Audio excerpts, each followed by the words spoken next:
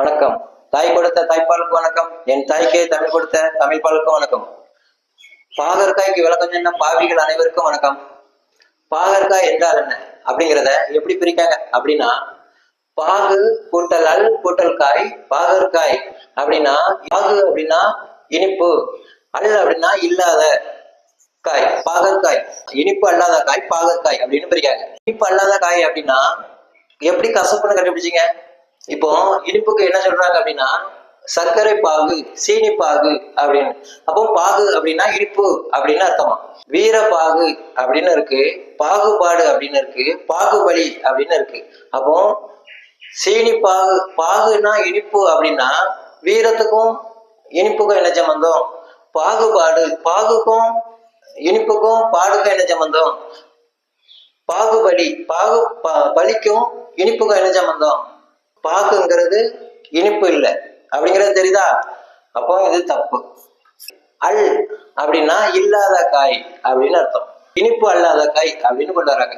இப்போ எதனால அல் அப்படின்னு எதனால வந்தது அப்படின்னா, இந்த வள்ளின இரு இருக்குல்ல, இந்த வள்ளின இரு இது இல்ல மாறுமா, இது இல்ல மாறுமா, அது இல்ல மாறும்தான். ஆனா முழுநிலை பெற்றாதான் மாறுமே தவிர இடைநிலையில இருந்து மாறாது. உதாரணத்துக்கு பால் கூட்டல் கடல் பார்க்கடல், கடல் கூட்டல் படை கடற்படை, முதல் கூட்டல் கடவுள் முதற் கடவுள்.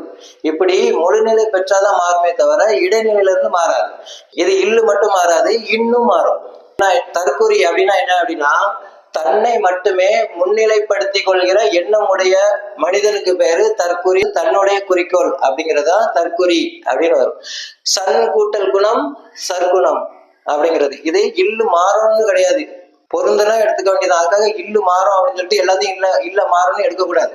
இல்லும் மாறுறதுக்கு வழி இல்லை. ஏன்னா முழுநிலை பெற்றாதான் மாறும். அப்படி இருக்கும்போது இது இடைநிலையில தானே வந்திருக்கு. அப்ப எப்படி அது மாறும்? மாறாது. அப்போ இதுவும் இல்லை, அப்படிதானே? இப்போ பாகு அப்படின்னா கலந்து இருப்பது அப்படின்னு அர்த்தம்.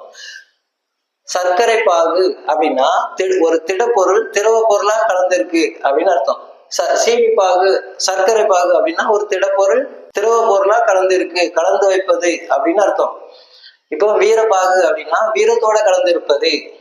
பாகுபாடு அப்படின்னா கலந்து இருக்கணும் தான், ஆனா கலந்து இருக்காத வித்தியாசத்தை காட்டுறதுனால அவன் பாகுபாடு காட்டுறான் அப்படின்னு அர்த்தம். பாகுபலி அப்படின்னா, பலின்னா பீடம், பீடத்தோட கலந்துருக்கணும், ஆட்சி அதிகாரத்தோட கலந்துருக்கணும் அப்படிங்கிறதுதான் பாகுபலி அப்படின்னு அர்த்தம். பாகுன்னா கலந்து இருப்பது. பாகு என்றால் இனிப்பு கிடையாது, கலந்து இருப்பது. சரியா? அப்போ பாகற்காய் என்றால் என்ன? பாகர் அப்படின்னா, பாகர் என்றால் என்ன அப்படின்னா, பாகர்னா வெளியே அப்படின்னு அர்த்தம். இப்போ அந்த பாகற்காய் என்ன பண்ண எப்படி சமைப்போம்? உள்ள இருக்கிறத எடுத்துட்டு வெளியே இருக்கிறத போட்டா பாகற்காய். பாகற்காய். வெளியே இருக்கிறத எடுத்துட்டு உள்ள இருக்கிறத போட்டா பீதற்காய். இந்த ரெண்டு தான் வித்தியாசம். அதை விட்டுட்டு எங்கெல்லாமோ பெரிய பாகர்னா முத்தமிழ்ல வர்ற ரெண்டாவது தமிழ் ஹிந்தி. ஹிந்தில பாகர்னா வெளியே அப்படின்னு அர்த்தம். இவ்வளவுதான் விஷயமே. அதை விட்டு எங்கெல்லாமோ பெரிய தர்மத்தின் வாழ்வதனை சூது கவ்வும் பின் இறுதியில் தர்மமே வெல்லும். ஜெய்.